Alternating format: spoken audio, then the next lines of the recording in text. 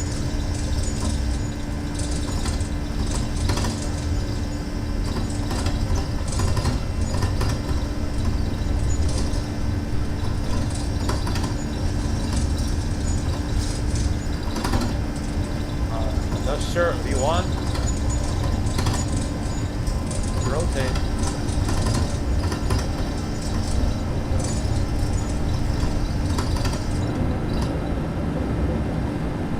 Positive, right? 0.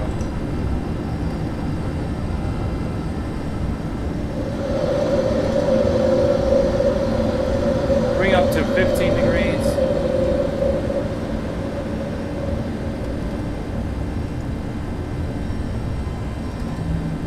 Heading select.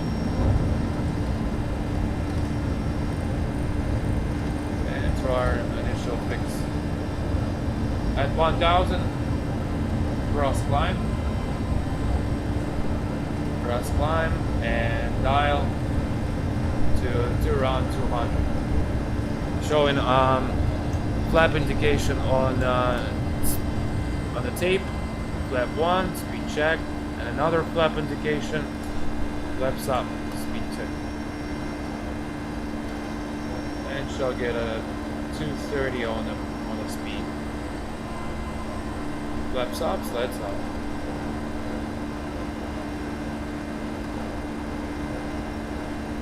Follow the flight director. So our initial fixed CMS. We can already turn on the autopilot to relax the hand, come on center, and hit VNAV. I'll hold. That means our first initial altitude here. What the fuck is doing?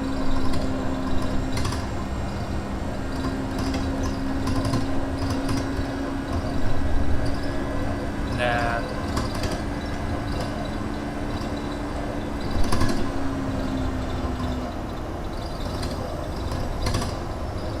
After take off, nose gear lights off.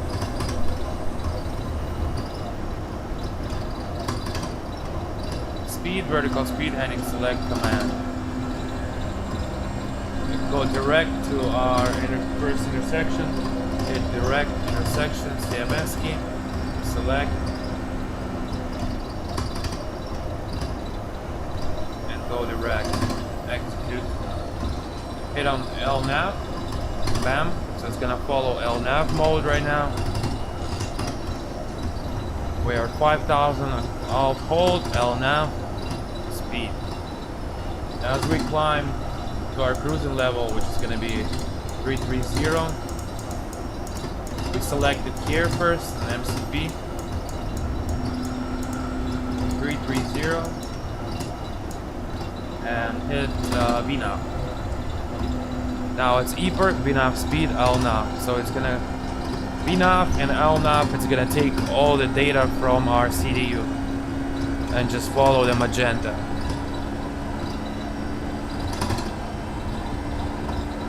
After takeoff checklist. Verify the pressure is coming up.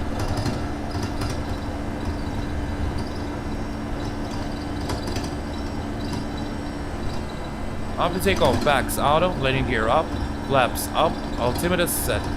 Takeoff checklist complete.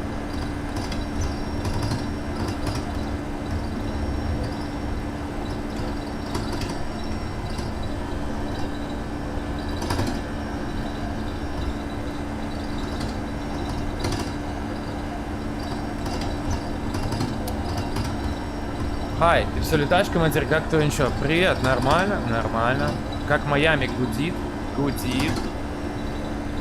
Майами гудит. Блин, я не знаю, если я, наверное, закончу этот полет в другой раз. Ну, типа, я хочу пойти погулять с девушкой. Я понимаю, конечно, что очень интересно на симчике гонять, но суббота все. Надо пойти лучше погулять. Да и кушать, честно говоря. 10,000 feet. Lights out. And wing lights on. And goodbye, Chicago. It's a beautiful выглядит, да? only sounds kind of not really good.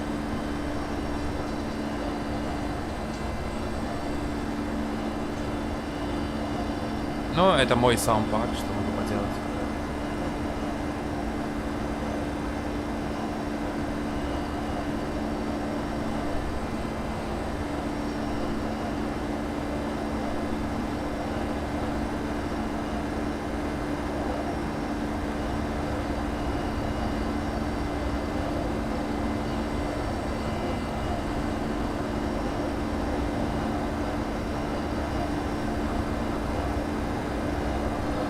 Где же ветер? Нереалистично.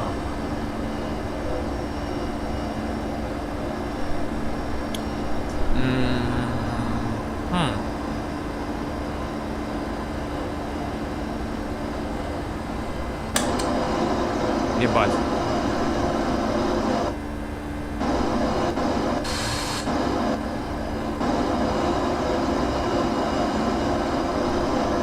Ну, это получше, да.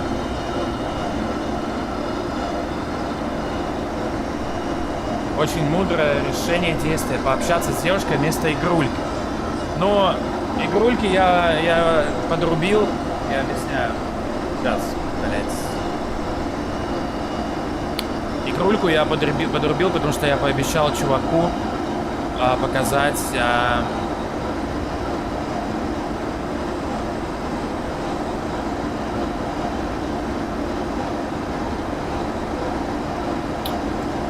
Обещал ему показать, как это работает.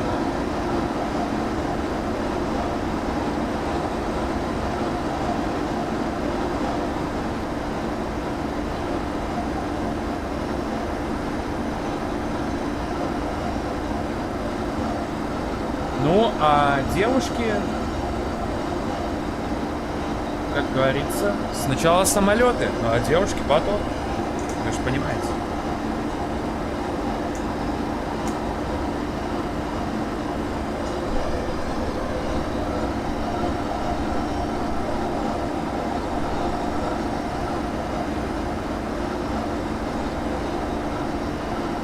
Будет новый пак для этой штуки.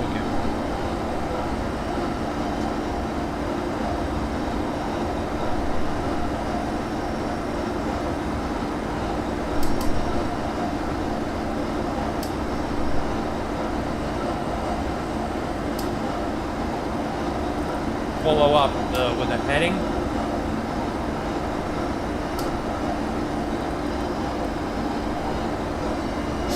And currently is just flying on VNAV and LNAV, all used by the computer. It's in climb mode, so it's uneventful at this moment.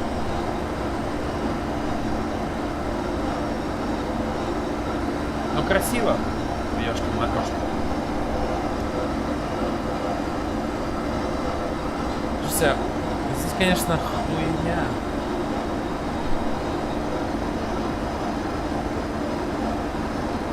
Со звуками я уже начал делать пак.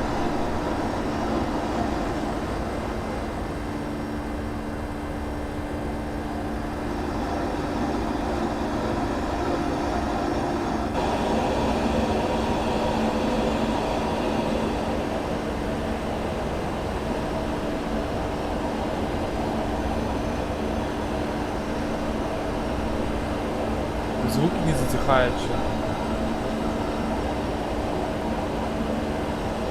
А это такой... Они так сделали этот пак, ну, в смысле, я его делал оригинально, но я думал, что Рома сделает так, что будет затихать движки на эшелоне. Это давно уже, старый пак.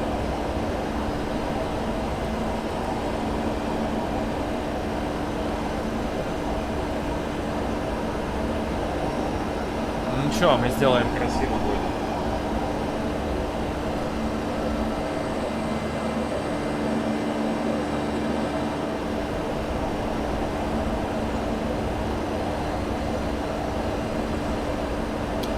Прямая неизменяемая истина, командир. Да, есть такое. Есть.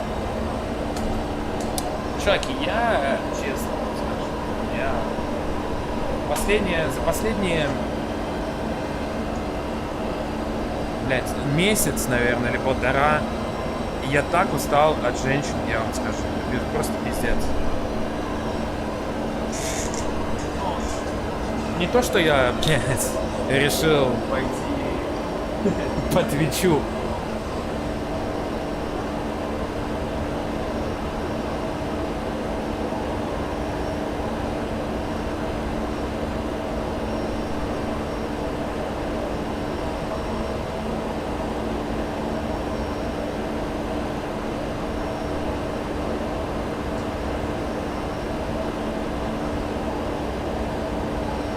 Так, ну чё?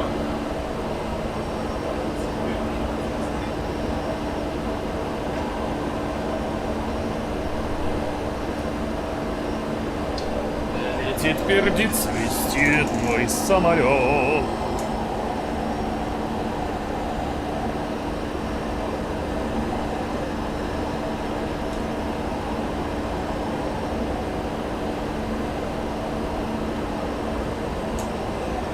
Летит, пердит.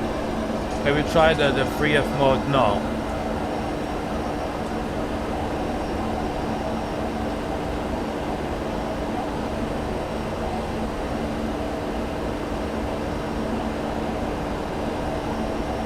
Why would I try some sound packs if I make my own sound packs, huh?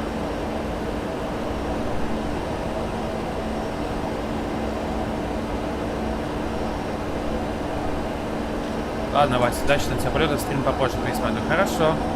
Bye, see ya, see ya.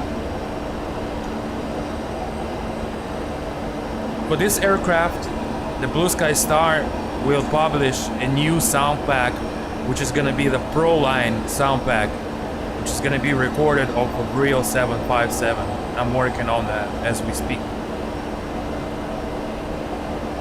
18,000 standard altitude. Was 2 years before. 902. 902.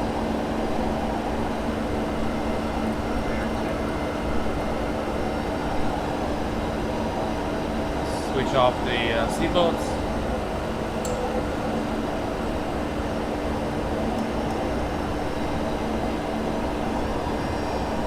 Okay, so for this exact flight, again, I just make this flight for to show my friend who's going on 757 type. Before he gets to the sim, I just wanted to show him like introductory to 757. Let me actually put down the volume a little bit.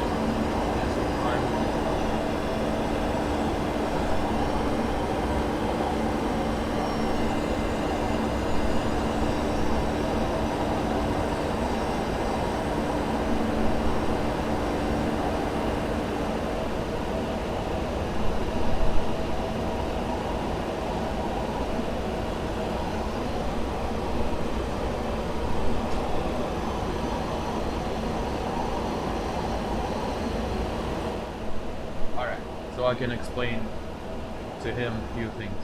Explain to him. Thanks God, I wish for a long time you made sound pack with 757. Love the pack for the tallest A321. Thank you. Yeah, it's gonna be the best of the best sound packs, the level of pro for the A321. So currently, one of my friends who's flying that type 757, I sent him to record everything. Like if you would have seen the plan for him to record all that stuff, you would be amazed. So all of the sounds would be original from 757.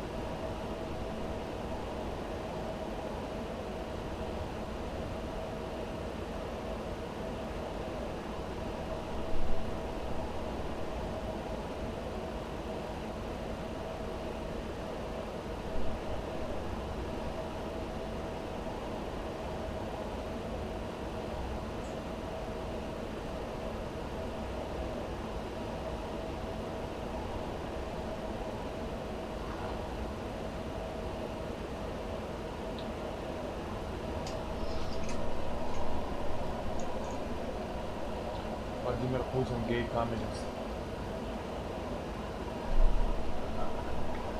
Get locked right here real quick.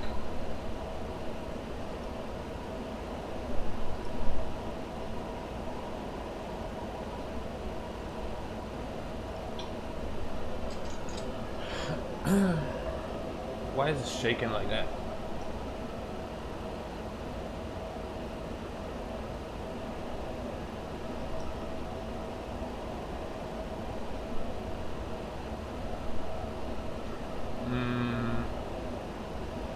Strangely, it's shaking. That's why I love the one.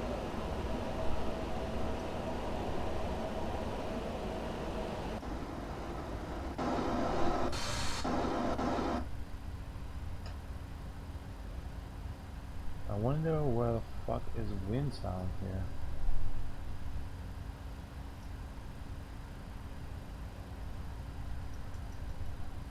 Like control, roll, equipment, airports, turbulence. None of these sounds kind of work. Weather.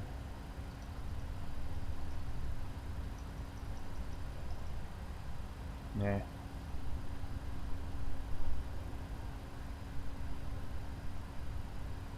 Now again, for this aircraft, the sound pack, I only provided the sound samples for it.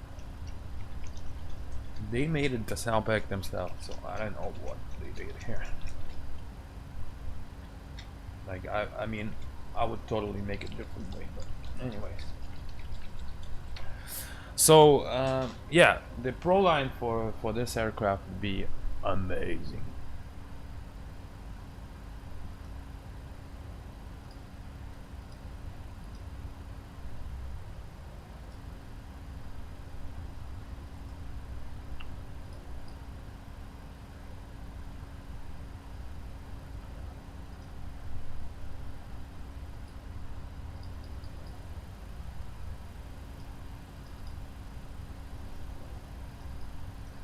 Trying to make it something out of it.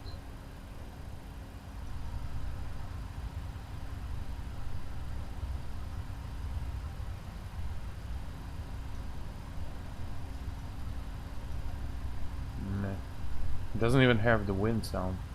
That's interesting. Я тебе 100 лет просил взять паки под 757. Ну я только вышел на чувака, который летает на этом типе.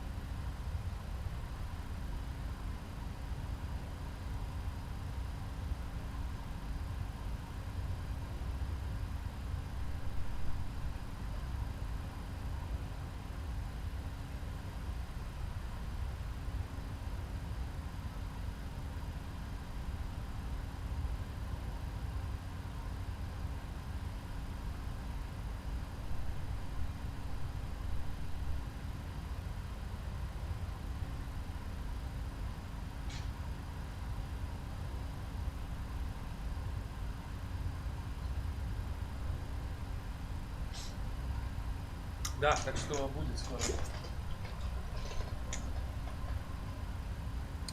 Блин, так, чуваки, необычно быть самим собой опять. В плане, сижу сейчас в труханах, чилю. Блин, как-то, знаете, не знаю, как объяснить, короче, полгода, ну где-то, отношений с девушкой, когда я каждый день с ней общался, и это было, блядь, ну, и, в принципе, я с ней каждый час общался. Даже когда она не была у меня дома, что редко было, я с ней говорил по WhatsApp, мы, типа, общались. И сейчас, типа, когда один, и так, типа, спокойно, все тихо, то как-то даже непривычно, чувак, я не знаю. Не знаю, как ей сейчас в это время. В общем.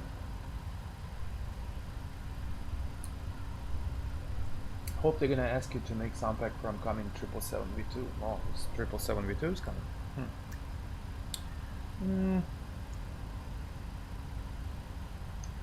I have the sound pack for 777 already, which is good. It maybe needs a little bit update.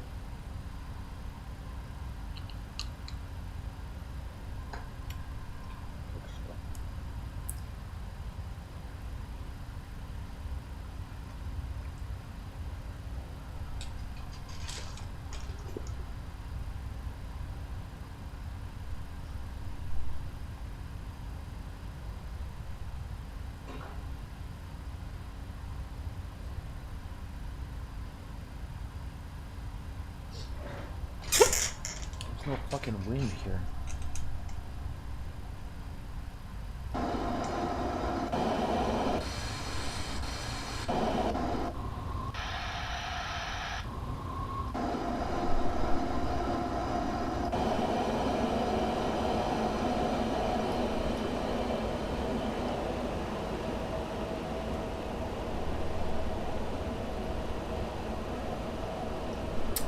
Okay, so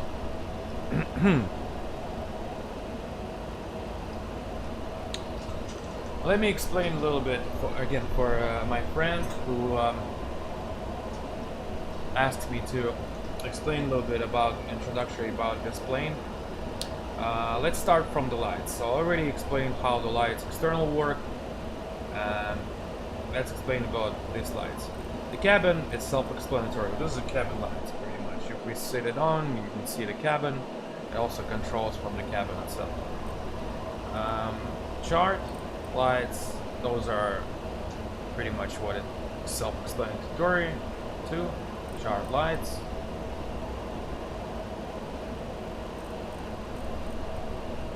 Okay. No charts. It's supposed to be here somewhere. But it's not in here. Dome lights, those are your dome lights, pretty much.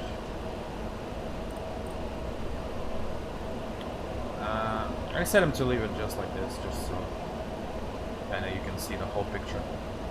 Glare shield, this is that. The panel lights, the flood, bottom, the standby instruments, and kind of instruments lights. So this is you can see how they change. Light override button. It's when it overrides all lights. It's pretty much for like it's like a storm light, pretty much. Here, panel lights. Those are lights that are on panel. You can see the panel itself lighting up. The flood, those are pretty much where they at. These, I believe. Strangely, because it might be also it's an overrider for all lights map. It's kind of light up here.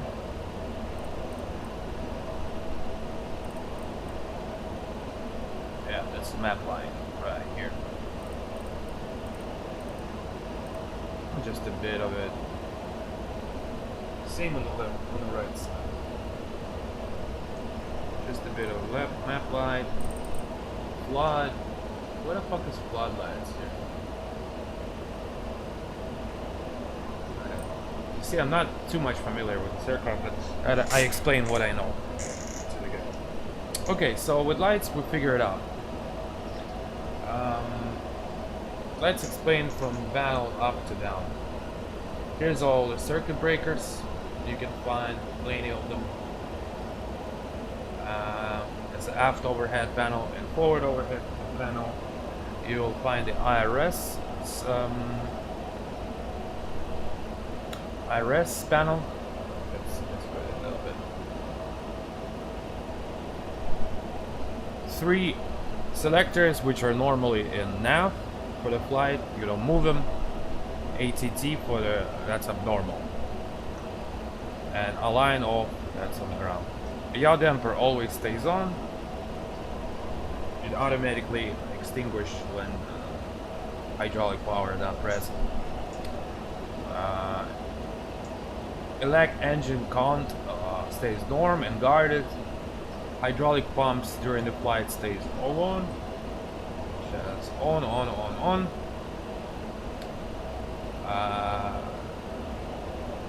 Normal operation. Again. For the electrical panel, battery on, standby power auto. Now it shows you kind of like the schematic of the electrical system, which is why you got all these white lines coming to it. APU generator, external power, those are alternate sources of power, and regular bus tie that ties one to another.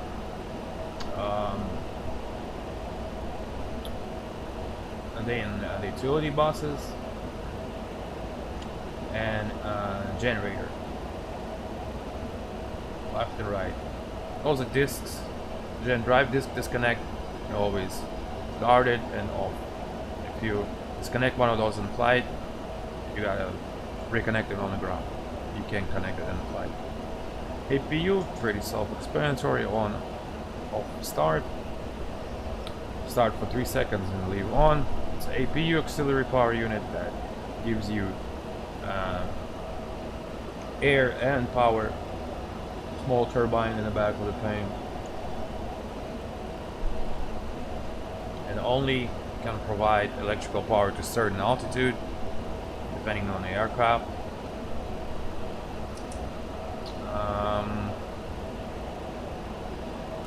And the same thing for the air and power. So power at certain altitude, air at certain altitude.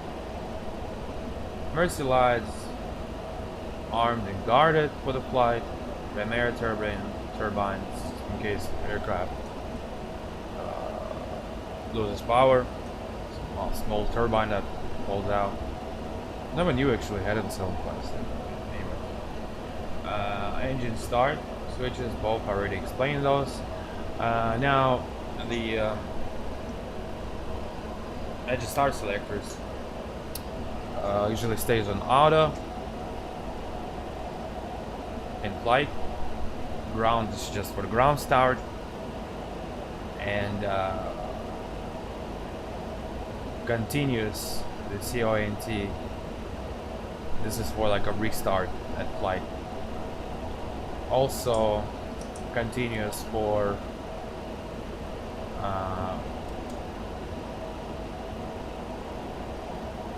icing and super plenty of rain. And flight, this is just for in-flight start. Setter pumps, we only got 0.8 in the setter pumps, put them on. Crossfeed, this is kind of to crossfeed the fuel in between those. We can actually do it since it's only 9.2 in left and 9.4 in. Сейчас, ребят. Алло.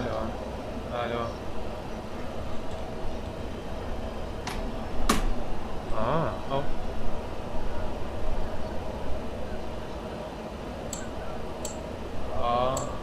А ты с кем?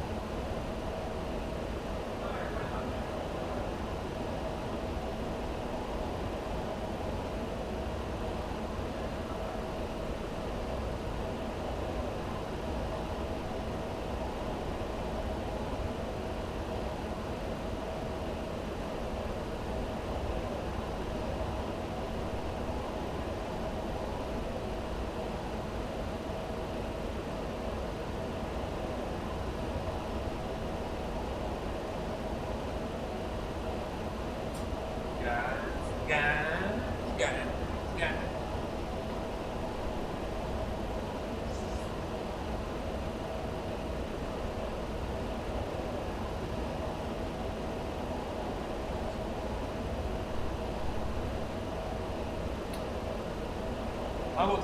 Oh, okay. Center, left, and fuel pumps are eliminated. That means they're empty. You gotta turn them off.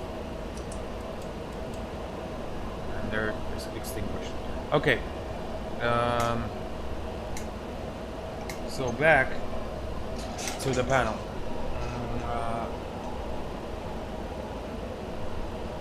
So the crossfeed, if you see the imbalance on the pumps like this, and you see there's much less fuel here, you can pretty much switch off one side. Well, it's not needed currently, but you can switch off one side, just make sure the crossfeed is on, and the right one is gonna feed the left engine. Right pumps will feed the right tank will feed the left engine. So but it's not that big of an imbalance here, it's not needed, so we'll switch off the crossfeed off. Reading NTI is already explained. If it's on, it's automatically on, but you can okay, let's see if we got a top of descent here.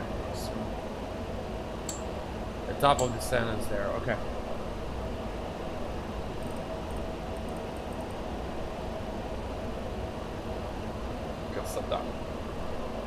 Okay. Those are pretty much the communications in between the cabin calls. Bam, bam, bam. Seatbelts, off smokings, self-explanatory. The pressurization panel, we're gonna set it for the landing in Atlanta, which is 1,100 feet, the landing elevation of airport and MSL, and it keeps an auto or auto 2. Those are differential pressure showing for the cabin and outside pressure, and the rate in which cabin gets pressurized. There's back to the lights. There's a air conditioning panel. Pretty much stays on auto. It's gonna show us the temperature here. 21, 21, 21 in all 3 sections. Left is cold, right is warm. Trim air supposed to stay on for the normal operations, and recirculation fan as well. This button you can reset the packs for some reason. Also, pack control is off auto. NCW as a standby mode. Normal, holder, warm. And the bleeds, pretty much. The isolation bleed, which isolates the bleed from APU to engines, and the bleeds from the right and left engine. And the duct pressure in the bleed, which is shown currently. Alright, like here, left to right. Those are the VOR DME, where you set your nav frequency. It's an automatic, is gonna take it from the CDU. Flight directors. Currently it's on VNAV, so this is why this speed is blank. We can, for example, have a manual selected. We press to speed mode, it says speed, and switch, push on that button, it will show the Mach number, so 79. If we would have, for example, wanna change our, like really fast, our speed without going into CDU, we can do it here, and we'll dial it to 77, and the aircraft will start to decelerate. You can already see the power decelerating, and speed is gonna draw back. Otherwise, it will be normal at VNAV, speed, VNAV, path, landing. CMD, LNAV, CMD. So currently, it's getting the speeds and all information from here. You can go to like a cruise page, and it will show you all the speeds that it's selected. So it's econ speed is Mach 0.792. You can also change it here. You can, for example, do Mach 7.8 and insert here. So it will select the speed for Mach 7.8. Now you see the magenta is going down, so it's gonna adjust to that new thing. So actually, yeah, let's take with a speed 7, Mach 7.8. Я голодный.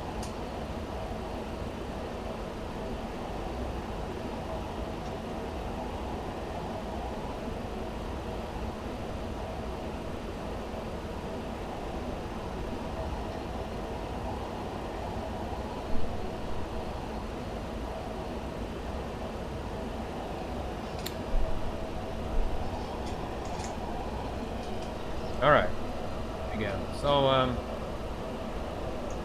this is already going into, let's see, CDU and autopilot operations. So THR button is like an N1 button. Pushing that will activate the thrust on takeoff. It's only basically for takeoff. It's going to activate the thrust to the red, to the green position for takeoff, for example, if it's on TO, and keep the thrust. It will arm the thrust for the takeoff.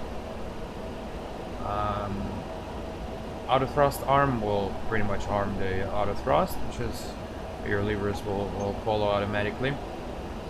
The heading select, okay, this is the button, the black button you want to press if you want to go with the heading select mode. For example, they'll tell you like American 11 turn right heading 160, and you'd be like, okay, 160 right, and you press select. So now here on FMA it says heading select, and the aircraft starts turning to the right. You see? Now if you're gonna back on our flight path, ALNAV, and it's showing ALNAV, and it's selecting the magenta, going via the magenta flight plan. The altitude, self-explanatory, 33,000 feet is selected, and it's holding that altitude. Also, it's selected in here, cruise altitude, cruise. If we want to change the altitude, let's say to lower, we can do that. Let's say for turbulence reasons, we go like 310. Here, check alt target, it says, okay? So that means we gotta dial 310 here. And it's gonna start VNAV idle. It says the thrust idle, VNAV speed, following the VNAV speed, and it's gonna descend to 310 with a new cruise altitude. You can do it many ways.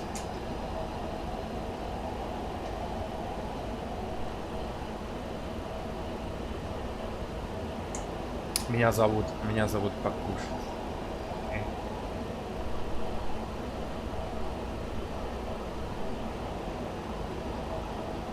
Ну, я закончу.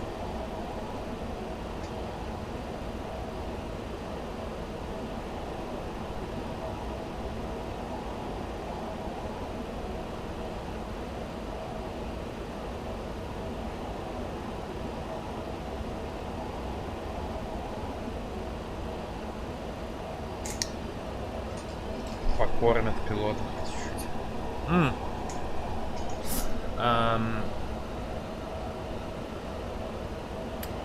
Okay.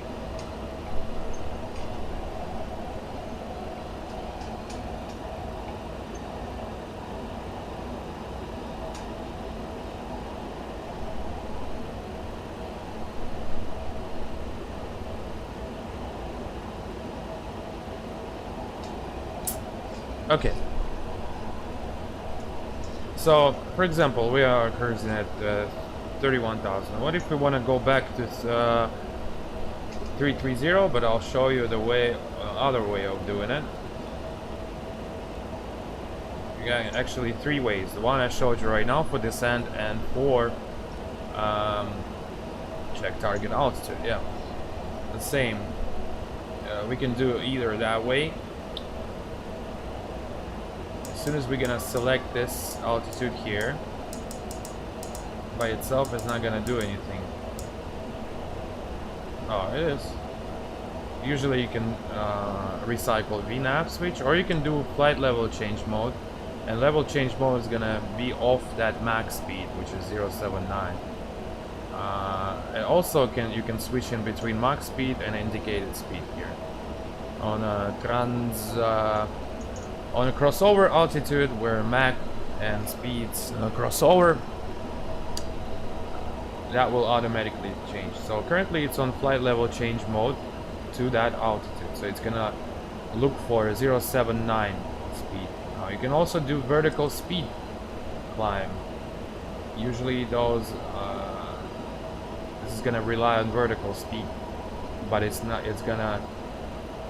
gonna rely on the speed now. The flight level change also always relies on the speed.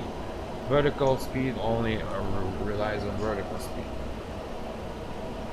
So it's not recommended to climb with vertical speed. Vertical speeds are only for say below 10,000s for small adjustments of altitude, like 1,000, 2,000, 3,000 of so it does not go full level.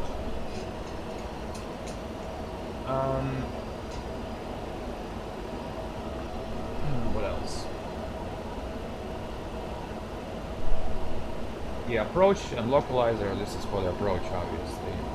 Left, center and right, autopilot. Switch to left, right or center. So we're at 33. I'll show a little bit of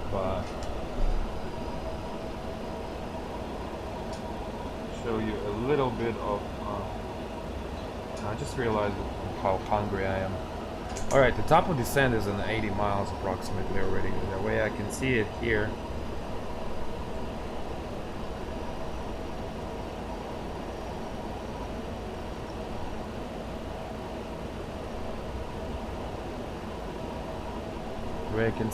is that green TD.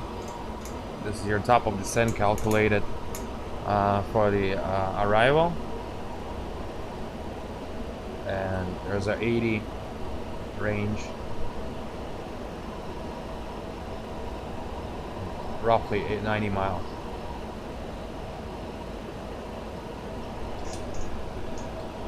Also, this page you'll see the button says descend now. You can do that, and expediter descent to before actual calculated. So let's say for any traffic reasons they'll be like, well, let's do some traffic things. All right, so let's say American 11 descend maintain flight level 280. We're down to 280. So what we'll do here is we will select new cruise altitude here, level. It will show 28.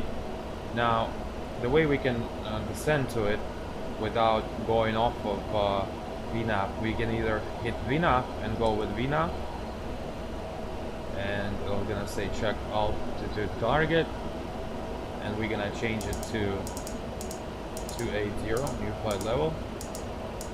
Now it's gonna follow with a descent speed of Mach 7.8, and it's gonna smoothly descend. What we can also do is we can do level change, or we can do vertical speed. So it depends. For example, they say expedite descent for traffic reasons. You can hit vertical speed and expedite it really good. You gotta watch out the speeds, because it's not gonna be directed towards that. The speed will grow. So with this expedition of the speed, we can, for example, get some spoilers. So now we're expediting descent.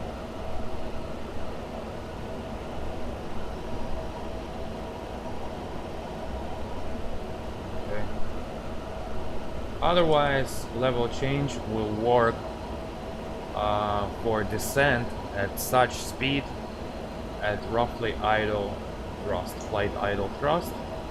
As you see, it's going to the idle. So it's gonna be directed by idle speed and angle of attack sufficient to gain and keep, you see, to gain and keep that descent speed. So see what it's doing? Well, now it's alt cap, altitude capture, alt hold, altitude hold. So now it's gonna change to speed mode, alt hold. So it's gonna bring up the thrust and bring up to that magenta speed.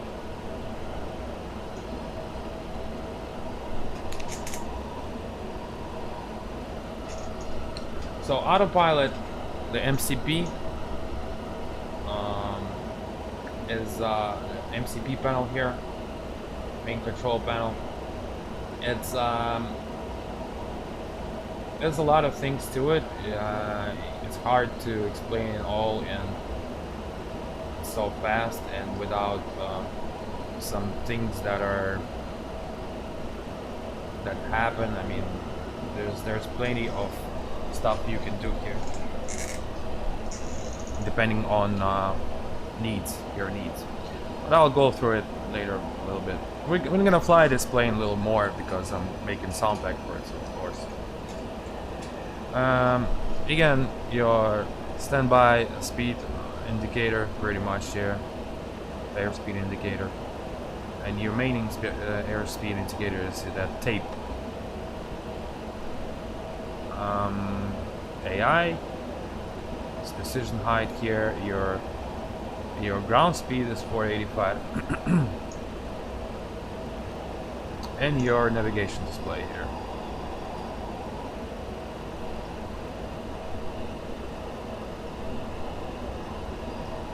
Okay, your main altimeter, the standby altimeter right here, and the right side altimeter. Your standby AI. There's a standby airspeed indicator. I'm sorry, this is a primary. There's a standby speed indicator here. Vertical speed indicator, clock. Those are outer brakes. Okay, usually for somewhat shorter runways, they'll use number 3. For really short runways, they use number 4 outer brake. For all the rest, they use either 2 or 1. 1 they basically pretty much don't use. So it's either number 2, then manual brakes. When you depress the pedals, it will switch off from auto brake to manual braking. Then you got disarm. It automatically clicks to disarm after the air auto brakes off, you know. And the RTO for reject and take off. This is for only takeoff mode. So when you take off and if you have to reject, it's gonna kick on the auto brakes. Max auto, this is the max. This is for abnormal situations when something is abnormal but still in auto. And if you depress both pedals fully, it's still gonna be much more than max auto. So your last bet of firing up the brakes is always your manual pedals. Your flap indicator, 1, 5, 15, 20, 25, and 30. Usually with the speeds as follows. It's got a speed limit here for the flaps and for the landing gear. These are alternate flaps if your flap lever doesn't work. Now, usually, depending on the speeds, you would use flap 1 at around 200, as your clean speed is going to be on your tape. It will show it there. Flap 5, that's going to be around 180, 180, 190, depending on the weight, on the wind and such. Then you would normally drop the gear and skip and go to 15 and 20 and 25. The landing flaps is 20 or 25 or 30. 30 gives you a lot of drag. You should use higher N1 numbers, higher thrust. But normal, here in it, ref, you would use, you see how speeds are different. So your VREF for flap 25 will be 38, and 30 will be 36. But it's gonna be much more significant drag with flap 30. Showing your ILS for 27 right, we're gonna dial in here. Oh, it's on auto, so you don't need to dial, so that's fine.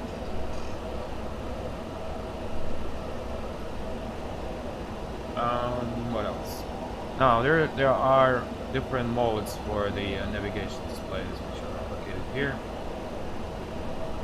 Those are your range arcs. So it's an arc of 160, 320, 80, 40, 20, and 10. Usually for the flight they'll leave it at 80, unless you want to go look somewhere further out. It's on map mode. Plan mode already showed. That's if you need to go on Lex page and step through each fix. For example, why would you need to do that? For example, here.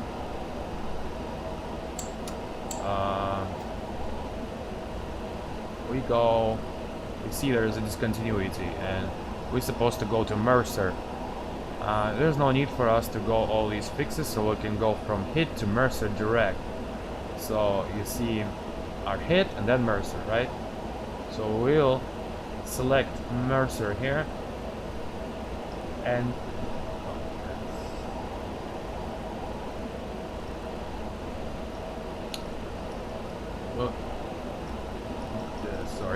we'll select Mercer and switch it to next line after hit, which will be Yuri. Bam! It will show you the planned course. So bam! Now we skipped all these fixes there.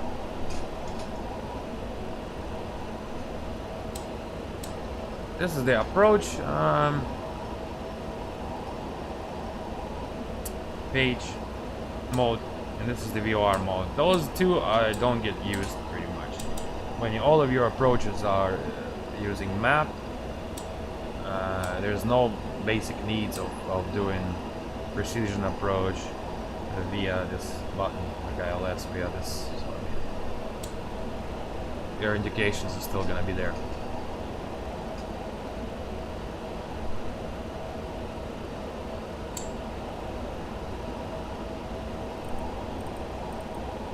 So top of descent in 30 miles, as you can see. What else here? Oh, weather. This is gonna activate your weather here on ND navigation display. Also, your weather is right here. I'm not sure if the weather radar works here. Not sure. Probably not. It doesn't show. Nav aids, it's gonna show all the nav aids and around, such as VOR and NDB. Airports, all airports around you, and data, it's gonna show you the time and flight level where you're gonna get to at next fix. And waypoints is gonna show all your waypoints around, which is plenty. Usually that stays with airport during the cruise. As you can see, there are way many. Usually it wouldn't show small airports here, such as where the runway would be less than 6,000 feet. And I think you can select it in CDU so it does not show that, because plenty of these airports are not useful for this airport.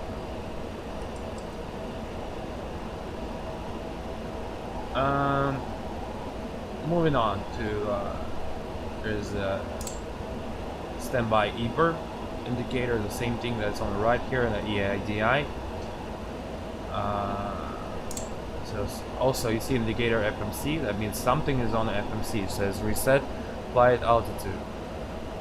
that means your top of descent is coming. You're supposed to reset it to the next. So you can reset it all the way to 4000 and will follow VNAV vertical guidance all the way to 4000 with all the constraints that are written here. So we'll do it to 13,000. Bam. See, FMC extinguished here. The message extinguished. It will not descend, by the way. Cannot select.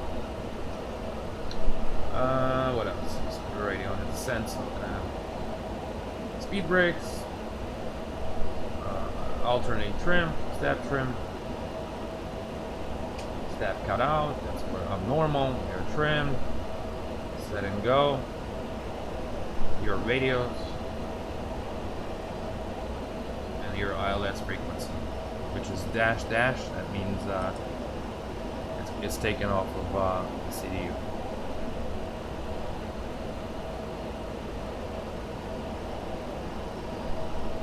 All right.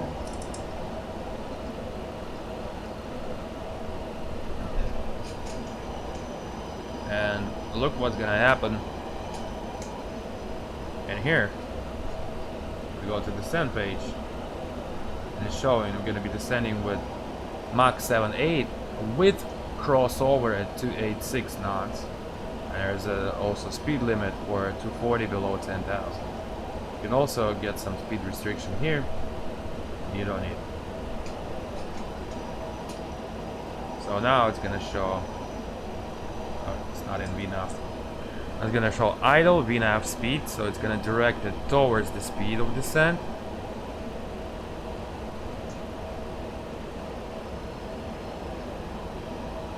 And it's already at top of descent. It's gonna start descent. Now it's VNAV path, so it's gonna follow the VNAV path. And there's a green banana that shows where it's gonna be at that selected altitude here. It's 13. So you see that our we need to be at 13,000 at chopper, which is our part of our star arrival. So it's gonna adjust itself, adjust the pitch, so that green banana is gonna be at chopper. Okay.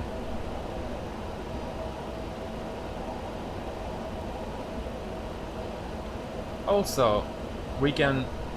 This is the hard constraint. So, for example, if we have set another hard constraint, we can do it here. For example, by dialing this and going next. So it's hard constraint at merge at 12.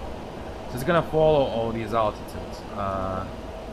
If we would have set 4000 here and go with VNAV, it will follow all the altitudes that are calculated in here or set pre-selected in here. But if you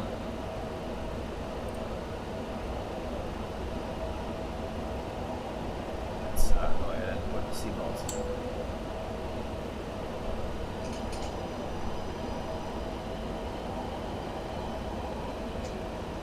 So it's it might be funny to you guys how I tell all this easy stuff that you get used to. Usually on my streams I don't tell, but I'm doing an introductory for my plan.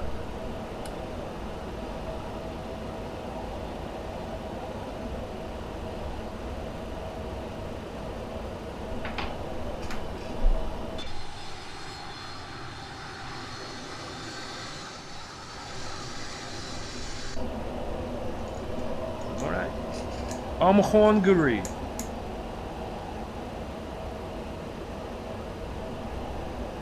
Голодный, пиздец. Все, быстрее. Вылетаем, и я пизду.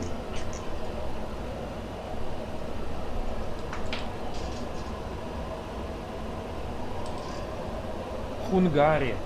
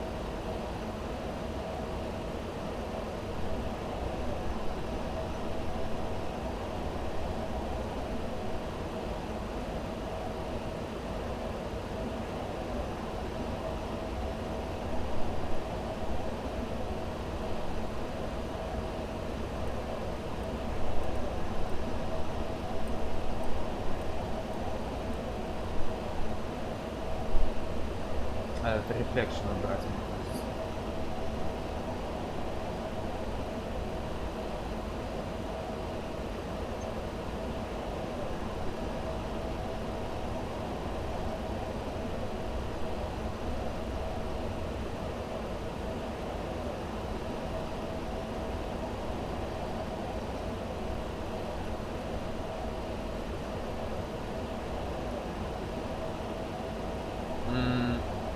А как вот эти, блядь, убрать?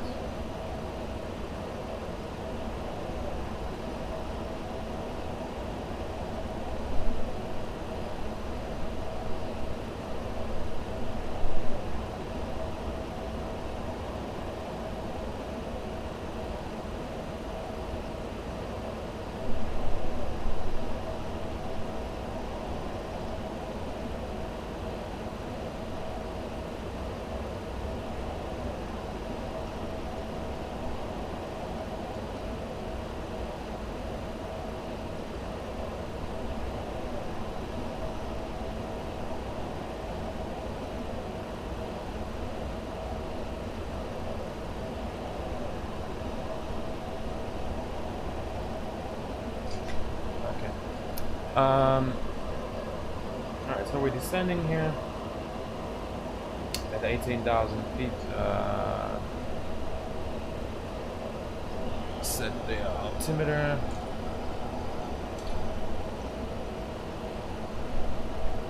And Atlanta is 24087, 10 slash mount, view 021, scatter 030, broken 150, 29996, 29996.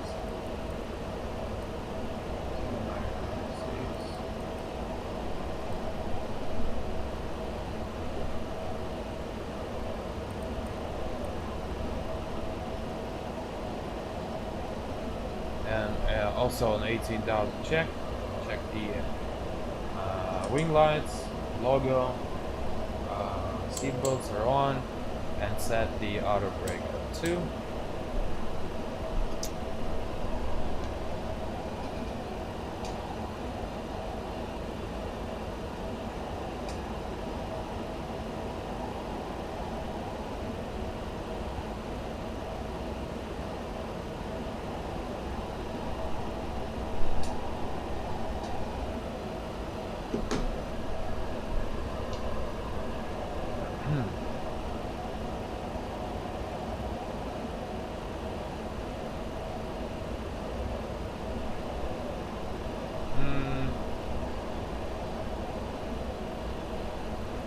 Как вот эти убрать?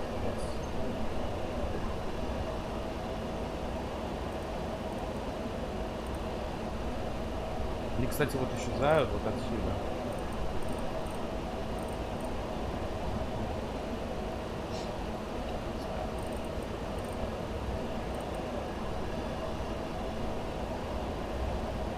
Okay. All right. What else? Right. So we need to set the speeds here for the approach. Go to init wrap. We're gonna select the flap 30 speed, and here select it and transfer here. So we're gonna be with flap 30. Actually, let's do flap 25.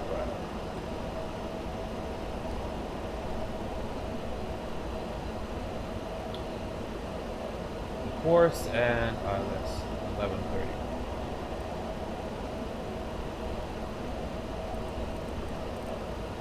1130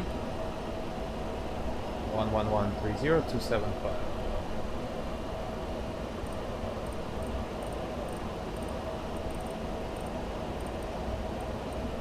All right.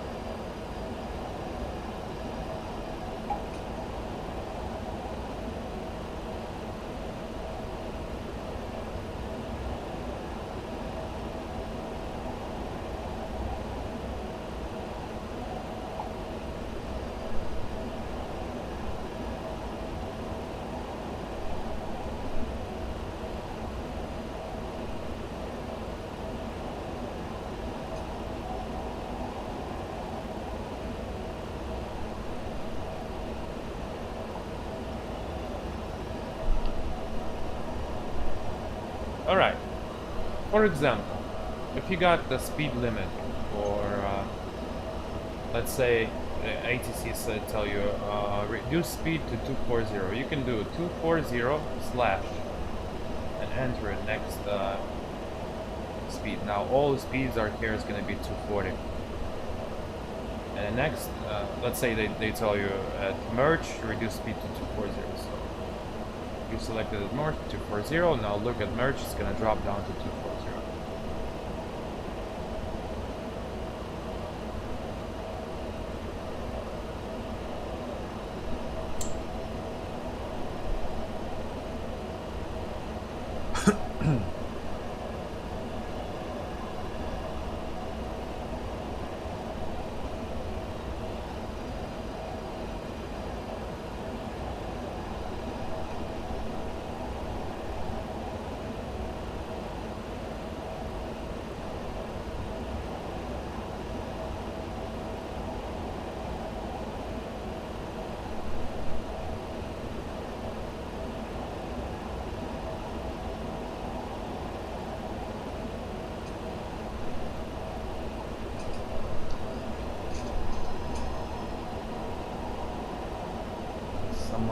Clouds.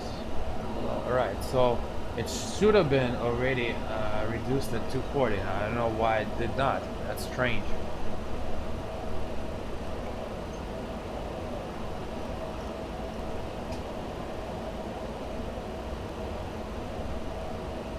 Drag required. Alright.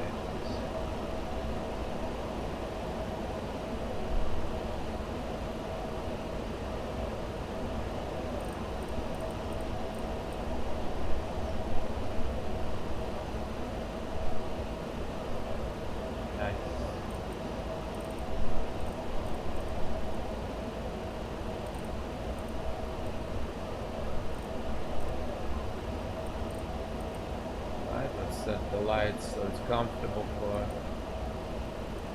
the approach.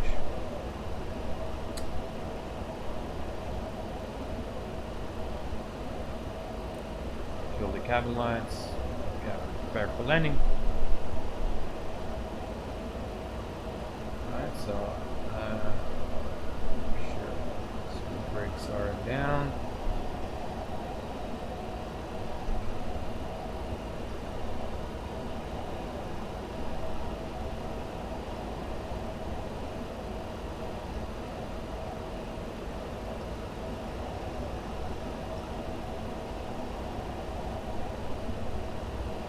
Right, now it's gonna keep the constraints and go follow to 4,000. So it's descending via the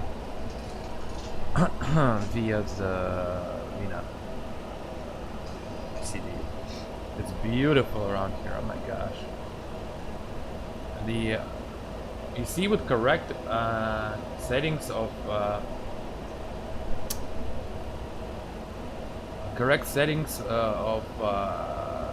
lights and X and Vero, it's much better than Moika 2020.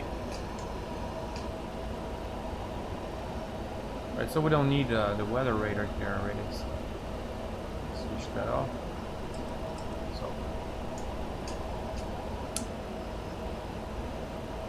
So you see the F, green F here. That means at that speed we can already lower the flaps 1, and now the localizer appeared and glide slope indications. They're not active yet and they're not even alive yet, but they're already appeared since we approached them.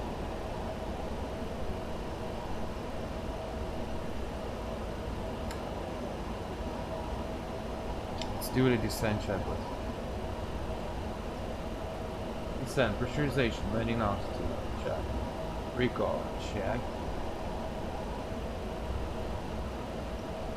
Auto brake set. Landing data VREF. One VREF for 2.5. Approach briefing completed. And we're coming in for a runway 27 right. 27 right.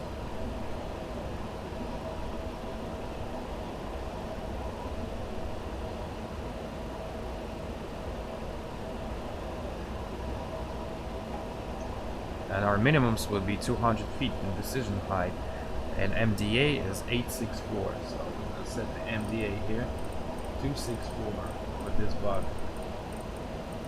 The minimums are set. But missed approach, climb to 1100, climbing right turn to 4000, direct LBKVR and hold continue climb 44,000.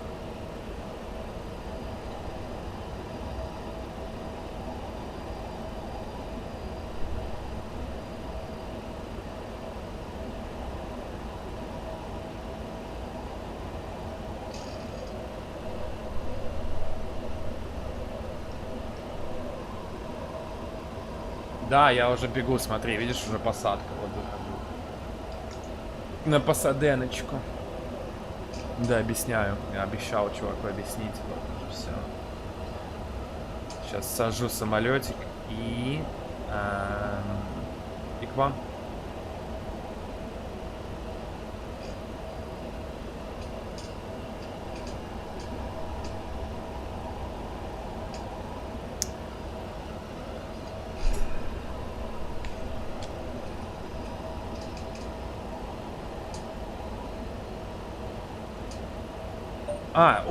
Значит, за вином же еще. Хочешь, ты спустишь, поедь со мной за этим, в Флэнниген за вином, там посмотришь, какой ты откроешься.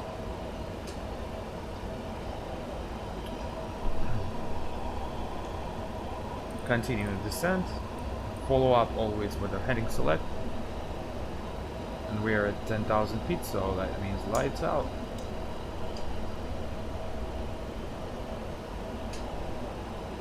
As we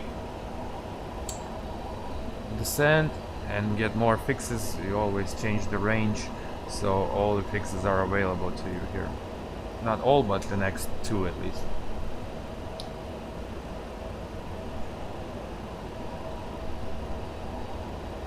Now we can follow that LNAV which drew.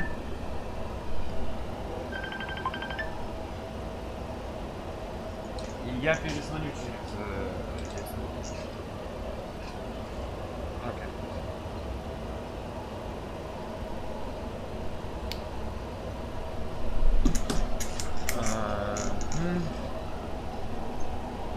он разрывается просто.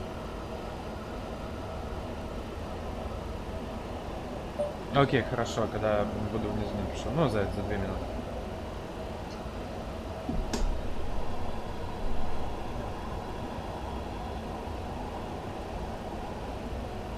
So we can either follow the LNAV to that fix, it's gonna follow up, or we can do heading select and get the approach mode in.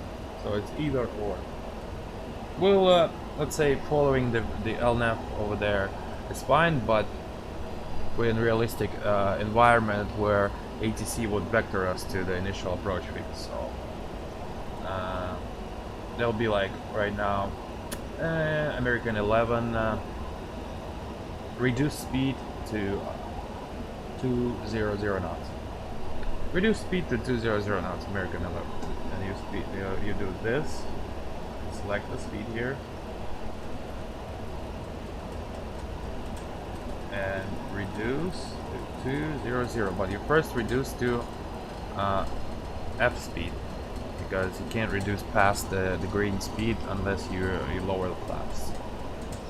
So it's well, the speed is well good for flap 1. Go ahead and flap 1, and then we'll reduce to 200.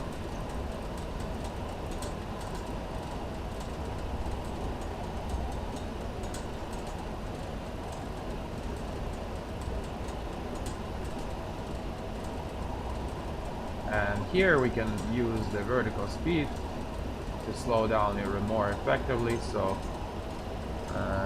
bam, 1000, and use some speed brakes as well.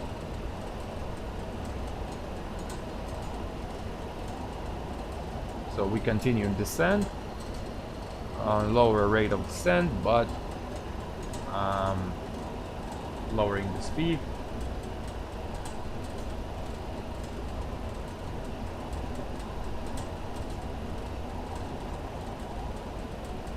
Alright, good.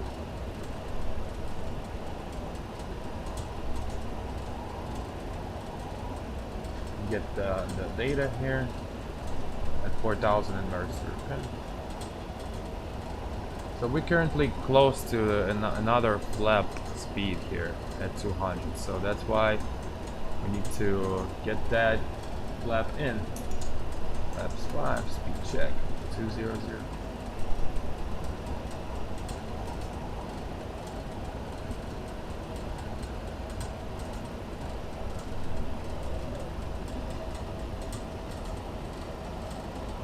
I should actually.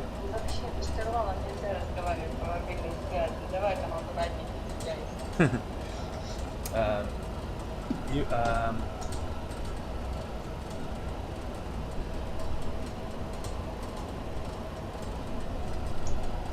okay, so there'll be like American 11, descend, maintain 4,000, turn left, heading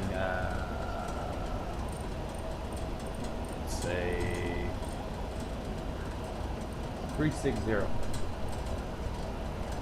Same maintain 4,000, left heading 360, American 11. So we select that heading right now. And you can see the localizer is alive already here. And we need to and slow down to 180. 180. American 11.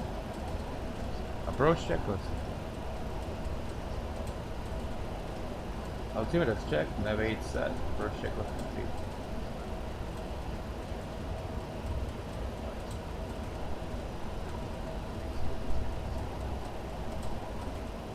We're close to another F speed, so lower another notch of flaps, 1.5, speed 180. Get that target in. Alright, and American 11, turn left heading 330, intercept localizer for runway 26 right. Left 330, intercept localizer 26 right. So now we gotta arm the approach mode. Go to the select approach mode, arm, and it shows in white. That means it's armed glide slope and localizer in white.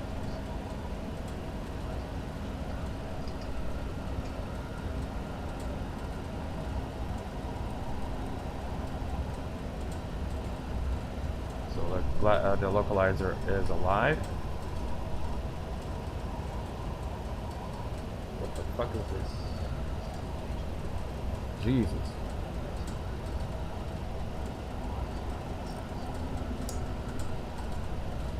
I picked up some ATIS. Now, as soon as we're gonna get that localizer crossed, it's gonna catch it. Localizer captured, so that means over here. And it's establishing the aircraft to localizer, and it's setting the automatically the heading for missed approach heading.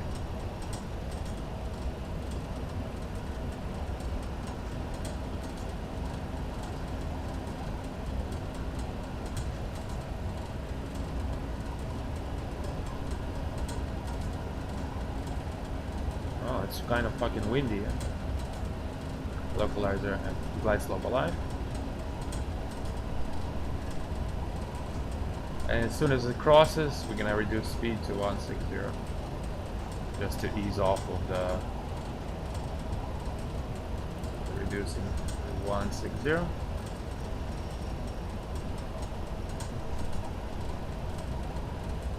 And it's captured.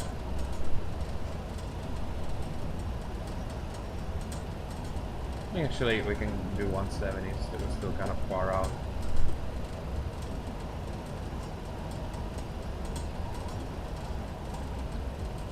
So our missed approach altitude set.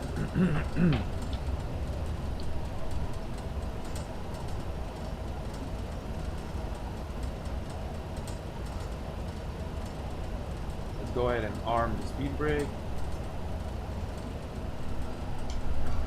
Oops, that's not armed. That's armed right here.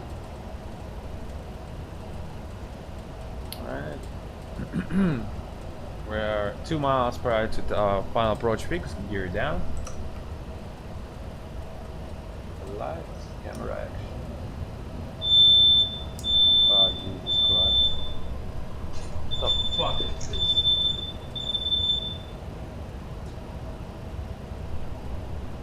Ah. Fucking bit. Smoke alarm kicked in or some shit. Alright, you're down, flap 20.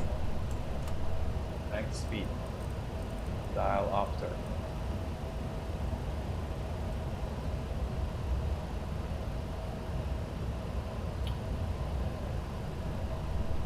Max speed, flap 25. Dial next. So we chose 25, yeah, 25, 137. 137 plus 10, 147. Okay, landing checklist. Gear down for green, flaps 25. Speed brake armed. Right, coming in. Alright, we're gonna go ahead and disconnect the auto throttle. And disconnect the autopilot.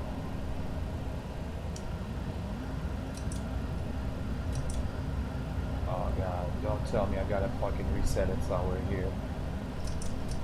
1000. Oh my god. You gotta fucking look for that fucking button now. Come on. It's disconnected. This is fucking awful.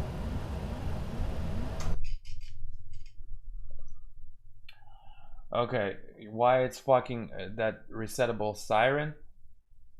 Usually if you press the fucking warning button, it will go off. On the real plane, you gotta press the fucking autopilot button twice, but how the fuck I can press it here? It's fucking stupid. Alright, let it fucking roll. Terrain. Already. That's bullshit, you know? Shut the fuck up. 500. Oh, let it fucking roll then. You're gonna scream all the way down. Minimums. Continue. That's stupid that they made that way, man. And your fucking autopilot button does not work. 100. 50. 40. 30. 20. 10. Idle. There's a nice crosswind here.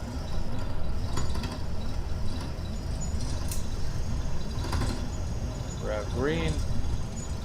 That's stupid, man.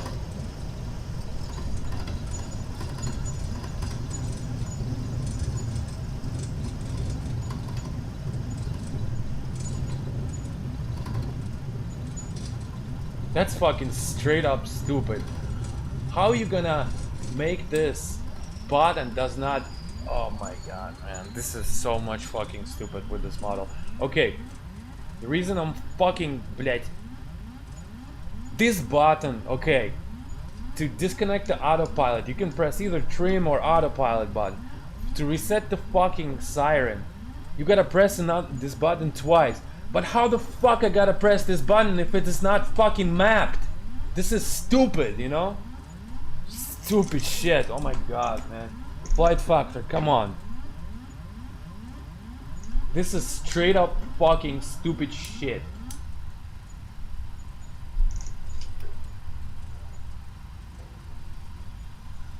Fucking fail. That's what it is. Of doing things.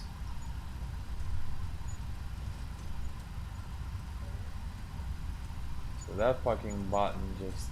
Oh.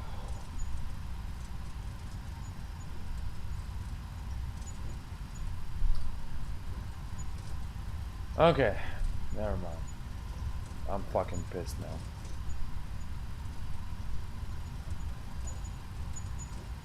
Хуйня, короче. Блядь, вот как делать так вот модель, блядь? чтобы такое дерьмо было, вот объясните мне. А, еще блядь, и тиллер не работает какого-то хуя. Че за прикол, блядь, какое говно, оно, сука, нахуй, все баганое, блядь. Какой, сука, боженый самолет ебаный, нахуй. Блядь, я не могу на такую хуйню смотреть, это баговое говно, блядь, просто ебаное баговое дерьмо. Ну и как, и что, блядь? И почему у меня тиллер перестал работать, а? Говнище. Почему тиллер не работает, блядь?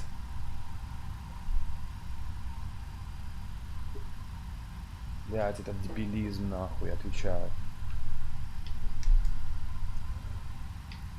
А, потому что нажал еще эту кнопку ебаную, блядь, как мне нахуй. О, забуговала меня эта хуйня просто, блядь. Sorry, I'm fucking pissed, блядь, because of this shit. How the fuck you gonna make a unresettable siren for autopilot and if you don't map a fucking button here? How the fuck I'm supposed to, блядь? This is stupid, man. Okay, later. Я не могу, я, блядь,